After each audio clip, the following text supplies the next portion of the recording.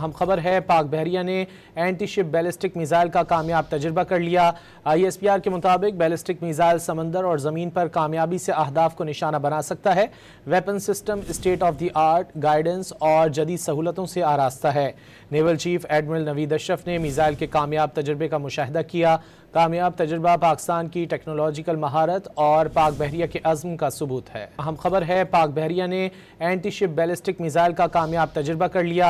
ISPR के मुताबिक ballistic missile समंदर और ज़मीन पर कामयाबी से अहदाफ को निशाना बना सकता है। Weapon system state of the art, guidance और जदीद सहूलतों से आरास्ता है। Naval chief admiral Naveed Ashraf ने मिसाइल के कामयाब तजुर्बे का मुशाहिदा किया। कामयाब तजुर्बा पाकिस्तान की टेक्नोलॉजिकल महारत और पाक बहरिया के अज़्म का सबूत है।